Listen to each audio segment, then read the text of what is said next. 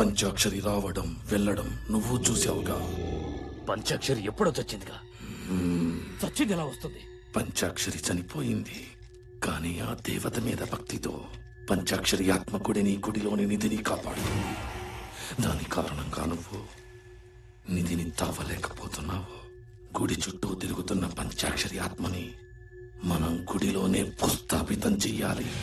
అమృత గడియల్లో ఈ ఆత్మ జీవాత్మలో కలిసింది. ఆ పరమాత్మని పిలిచిందా నాశనం, సర్వనాశనమైపోతాం. ఆ అమృత గడియల్ని యమ గడియలుగా చేసి ఆత్మ జీవాత్మని వేరు చేసి ఆ పంచాక్షరి ఆత్మని ఆషాఢ శుద్ధ పౌర్ణమి నాడు ఆ గుడిలోనే భూస్థాపితం చేస్తా. ఇది నా ఆన. ముందు ఆ జీవాత్మ ఎక్కడుందో కనుక్కొని భూస్థాపితం చేస్తా.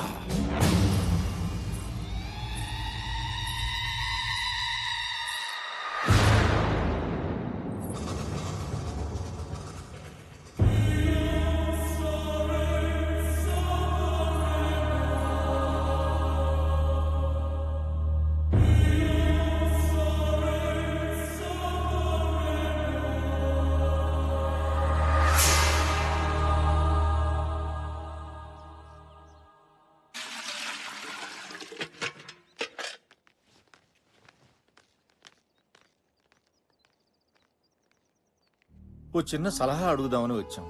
నా పరిస్థితి ఏమిటో నాకే తెలియని స్థితిలో ఉన్నాను. నేనేం సలహా ఇవ్వగలను? పోయిన ఏడాది బోనాల్లో పంచాక్షరిని పోగొట్టుకున్నాం. గుడి మూతపడింది. మళ్ళీ ఆషాఢ పున్నమి వస్తోంది. ఈ ఏడాది బోనాల విషయం ఏం చేయాలో తోచడం లేదు. పంచాక్షరి పోయిన బాధ నుంచి నేను ఇంకా తేరుకోలేదు. మీకేది మంచిదనిపిస్తే అదే చేయండి. దారి తోచనప్పుడు మన సంకల్పాన్ని మించిన మార్గదర్శి మరొకటి లేదు. ఎక్కడ పంచాక్షరి పుట్టి చనిపోయిందో అక్కడే పంచాక్షరి ప్రతిమని ప్రతిష్ఠించి ప్రతి ఇంట్లోనూ ఉన్న ముత్తైదువులంతా పంచాక్షరి దీక్ష తీసుకుని పసుపు ముద్దల్ని పూజించి బోనాలు తీసుకోవాలి. ఆ పసుపు ముద్దల్లో ఉన్న పవిత్రతే మన పంచాక్షరి రూపం. ఆ తల్లి దివ్యాత్మే మనకు దారి దీపం. తలిస్తే పలికే తల్లి ఎలుగెత్తి పిలుద్దాం. ఓం నమ శివాయ, ఓం నమ శివాయ.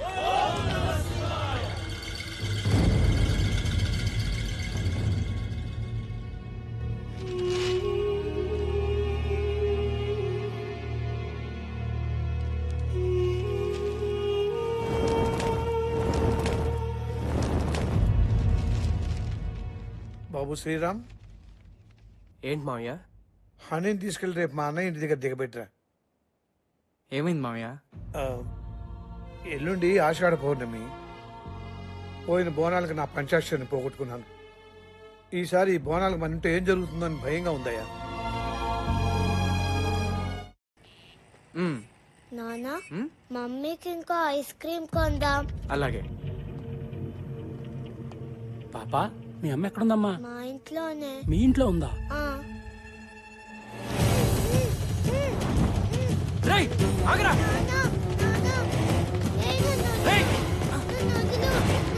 ఆగు. ఈ రక్తంతో రాస్తే కాల్చేయి వస్తుంది. నువ్వేం గుబులు పడకు. అన్నా, అన్నా, ఏంద్రా? నువ్వు చెప్పినట్టే పంచాక్షరి కూతురు తీసుకొచ్చానన్నా.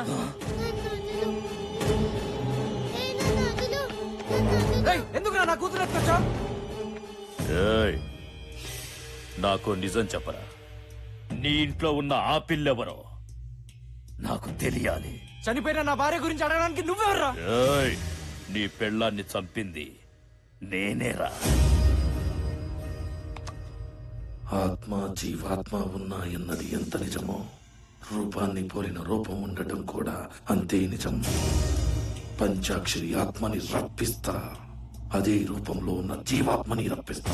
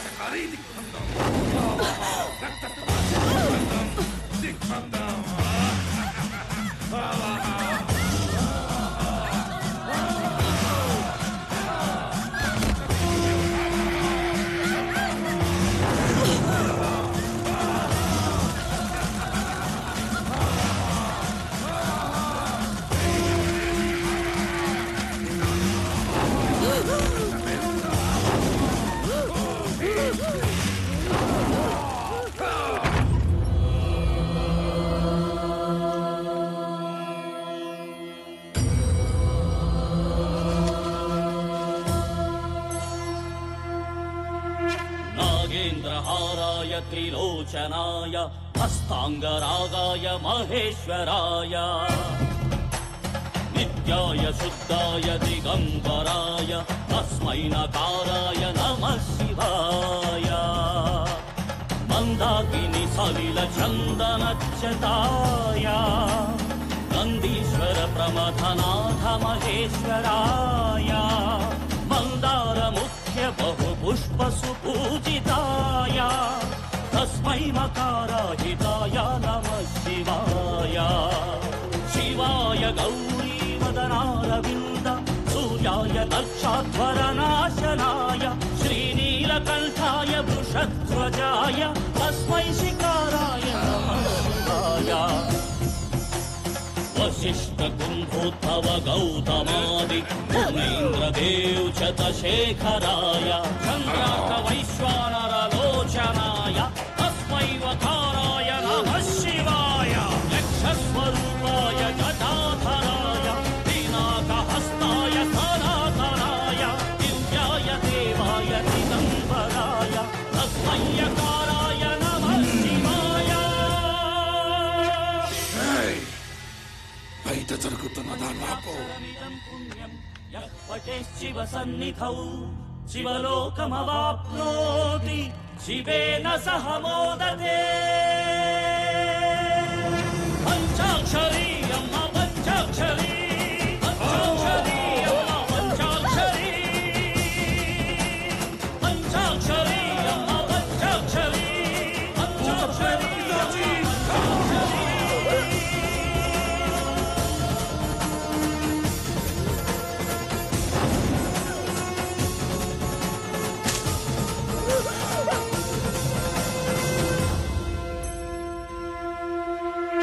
ఆపండ్రా పూజ. దేవతలాంటి మన పంచాక్షరిని బలి తీసుకున్న ఈ గుళ్ళో పూజలు చెయ్యొద్దు. పంచాక్షరి చనిపోయిన తర్వాత గుళ్ళో భక్తులు కూడా చనిపోయారు. ఊరికి అరిష్టం అని గుడిని కూడా మూసేశాం కదా. నిజమేనండి, కానీ ప్రతి ఏడు అమ్మవారికి బోనాలు తెస్తున్నాం. ఇది ఎన్నో ఏళ్ల నుంచి వస్తున్న ఆచారమే. ఇదేంది? ప్రతి సంవత్సరము ఈ పండక్కి పంచాక్షరి ఉండేది. ఆ పంచాక్షరికి ప్రతిరూపమే ఈ పసుపు ప్రతిమ. మా సంకల్ప బలంతో పూజలతో ఆ పంచాక్షరిని మళ్ళీ రప్పిస్తాం. పసుపు ముద్దలు చేసి పిలిస్తే పంచాక్షరి వస్తుందా? గట్లయితే మీకన్నా ఇంకా పెద్ద పసుపు ముద్దలు చేస్తా. సచ్చిన మా అయ్యొస్తాడా? అయ్యా, పంచాక్షరి తల్లిని అలా అనద్దు. పంచాక్షరి తల్లి మళ్ళీ నా కడుపున పుట్టచ్చు. పంచాక్షరి మళ్ళీ పుడుతుందా? అది నీ కడుపులో ఉందా? ఏ పంచాక్షరి, నా చేతుల్లో చావడానికి మళ్ళీ పుడుతున్నావా? పంచాక్షరిని నేనే చంపినా.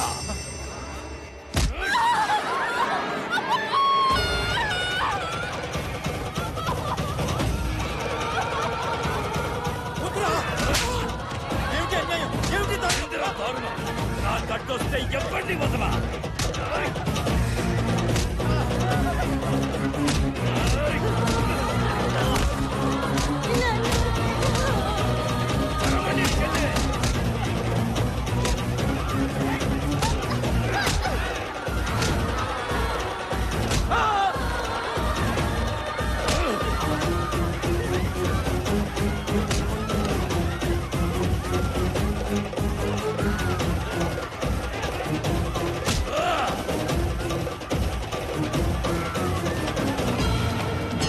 నాకు అమ్మోరికైనా ఆదిశక్తికైనా చేతులెత్తి మొక్కడం తెలియదు. కాళ్లతో తొక్కడమే తెలుసు.